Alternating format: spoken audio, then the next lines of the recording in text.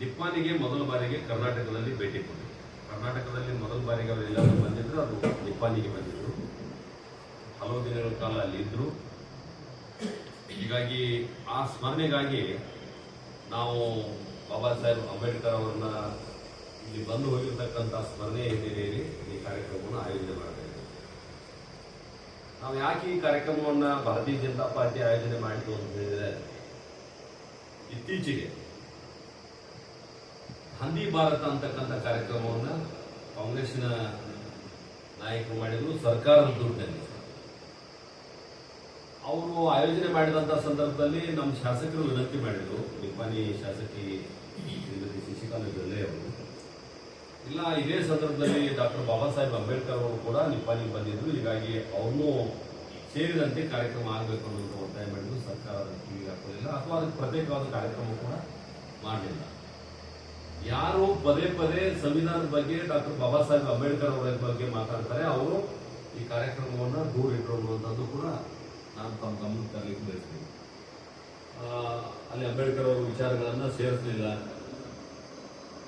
ಅದ್ರ ಜೊತೆಗೆ ತಾವು ಗಮನಿಸಿರ್ಬೋದು, ಅವರು ಗಾಂಧಿ ಭಾರತ ಅಂತ ಹೇಳಿದ್ರು, ಮಹಾತ್ಮ ಗಾಂಧಿ ಭಾರತ ಅಂತ ಎಲ್ಲೂ ಹೇಳಲಿಲ್ಲ.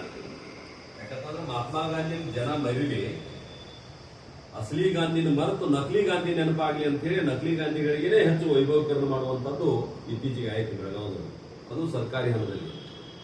ಹೀಗಾಗಿ ಅವರು ಯಾವ ಅಂಬೇಡ್ಕರ್ ಅವ್ರನ್ನ ಮರೆತಿದ್ರು, ಆ ಅಂಬೇಡ್ಕರ್ ಅವ್ರನ್ನ ಭಾರತೀಯ ಜನತಾ ಪಾರ್ಟಿ ನಾವು ಅಂಬೇಡ್ಕರ್ ಅವರ ಈ ಕರ್ನಾಟಕದ ಪುಣ್ಯ ನೆಲದಲ್ಲಿ ಹೆಜ್ಜೆ ಇಟ್ಟಿರ್ತಕ್ಕಂಥ ಹಿನ್ನೆಲೆಯಲ್ಲಿ ಆ 100ನೇ ವರ್ಷದ ಒಂದು ವಿಚಾರವನ್ನು ನಾವು ಇಟ್ಕೊಂಡು ಬಹಳ ದೊಡ್ಡ ಪ್ರಮಾಣದ ಸಭೆಯನ್ನು ನಾವು ಮಾಡೋದಿದ್ದೇವೆ. ಅನೇಕ ರಾಷ್ಟ್ರೀಯ ಮುಖಂಡರು ಈ ಕಾರ್ಯಕ್ರಮದಲ್ಲಿ ಪಾಲ್ಗೊಳ್ಳಬೇಕು ಪಕ್ಷಾತೀತವಾಗಿ.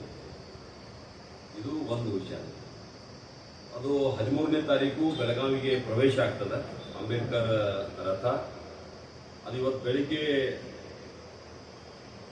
ಬೆಂಗಳೂರಿನ ವಿಧಾನಸೌಧ ಎದುರುಗಡೆ ಇರತಕ್ಕಂಥ ಅಂಬೇಡ್ಕರ್ ಪ್ರತಿಮೆಗೆ ಮಾಲಾರ್ಪಣೆ ಮಾಡೋದ್ರ ಮುಖಾಂತರ ರಾಷ್ಟ್ರೀಯ ಹೆದ್ದಾರಿ ಗುಂಟ ಅದು ಬರ್ತದೆ. ಆ ಹೆದ್ದಾರಿ ಅಕ್ಕಪಕ್ಕದಲ್ಲಿರ್ತಕ್ಕಂಥ ಎಲ್ಲ ನಗರಗಳಲ್ಲಿ ಈ ವಿಚಾರಗಳನ್ನು ಹಬ್ಬಿಸ್ತಾ ಬೆಳಗಾವಿಗೆ 13ನೇ ತಾರೀಕು ಸಾಯಂಕಾಲ ಬರೋದಿದೆ. ಸಾಯಂಕಾಲ ಆ ರಥವನ್ನು ನಾವು ಸ್ವಾಗತ ಮಾಡಿಕೊಂಡು ಅಲ್ಲಿ ಇರ್ತಕ್ಕಂಥ ಅಂಬೇಡ್ಕರ್ ಅವರ ಮೂರ್ತಿಗೆ ಮಾಲಾರ್ಪಣೆ ಮಾಡಿ ಅದನ್ನು ಬೆಳಗಾವಿ ನಗರದಲ್ಲಿ ತೆಗೆದುಕೊಂಡು ಬರ್ತಕ್ಕಂಥ ಕೆಲಸ ಮಾಡ್ತೀವಿ. ಅದು 15ನೇ ತಾರೀಕು ನಿಪ್ಪಾಣಿಗೆ ಹೋಗ್ತದೆ. ಅವತ್ತು ಸಾಯಂಕಾಲ 4 ಗಂಟೆಗೆ ಬೃಹತ್ ಸಾರ್ವಜನಿಕ ಸಭೆಯಲ್ಲಿ ಅಂಬೇಡ್ಕರ್ ವಿಚಾರಗಳ ಬಗ್ಗೆ ಬಹಳ ದೊಡ್ಡ ದೊಡ್ಡ ನಾಯಕರು ಮಾತನಾಡೋದಿದ್ದಾರೆ. ಅದು ಒಂದು ವಿಷಯ. ಇನ್ನೊಂದು ವಿಷಯ, 16ನೇ ತಾರೀಕಿನ ದಿನ ಬೆಳಿಗ್ಗೆ 10 ಗಂಟೆಗೆ ಬೆಳಗಾವಿ ಒಳಗೆ ಜನಾಕ್ರೋಶ ರ್ಯಾಲಿ ಬರ್ತದೆ. ಏನು ಜನಾಕ್ರೋಶ?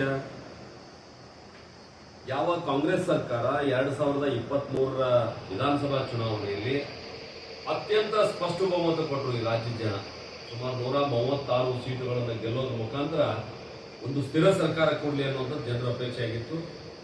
ಆದರೆ ಅಧಿಕಾರಕ್ಕೆ ಬಂದ ಮೇಲೆ ಪ್ರತಿ ದಿನ ನೋಡ್ತೀವಿ ನಾವು ಮುಖ್ಯಮಂತ್ರಿಯನ್ನ ಇಳಿಸುವಂಥದ್ದು ಮತ್ತು ಹೊಸ ಮುಖ್ಯಮಂತ್ರಿ ಆಗುವಂಥದ್ದು. ಈಗಿರುವಂತ ಕಾಂಗ್ರೆಸ್ ಪಾರ್ಟಿಯ ಅಧ್ಯಕ್ಷರನ್ನ ಇಳಿಸುವಂಥದ್ದು, ಹೊಸ ಕಾಂಗ್ರೆಸ್ ಪಾರ್ಟಿ ಅಧ್ಯಕ್ಷರಾಗುವಂಥದ್ದು. ಮತ್ತು ಅನೇಕ ಜನ ಕ್ಯೂನಲ್ಲಿ ನಿಂತಿದ್ದಾರೆ, ಕ್ಯಾಬಿನೆಟ್ನಲ್ಲಿ ನಾವು ಸೇರ್ಬೇಕನ್ನುವಂಥದ್ದು. ಈ ರಾಜ್ಯದ ಅಭಿವೃದ್ಧಿ ಬಗ್ಗೆ ಚಿಂತೆ ಇಲ್ಲ. ಮುಖ್ಯಮಂತ್ರಿ ಬದಲಾವಣೆ, ಹೊಸ ಮುಖ್ಯಮಂತ್ರಿ. ಪ್ರದೇಶ ಕಾಂಗ್ರೆಸ್ ಅಧ್ಯಕ್ಷರ ಬದಲಾವಣೆ, ಹೊಸ ಪ್ರದೇಶ ಕಾಂಗ್ರೆಸ್ ಅಧ್ಯಕ್ಷರು. ಇರುವಂತವ್ರನ್ನ ಕೈ ಬಿಡ್ರಿ, ನಮ್ಮನ್ನು ಮುಖ್ಯಮಂತ್ರಿ ಮಾಡಿರುವಂತದ್ದು. ಈ ರೀತಿ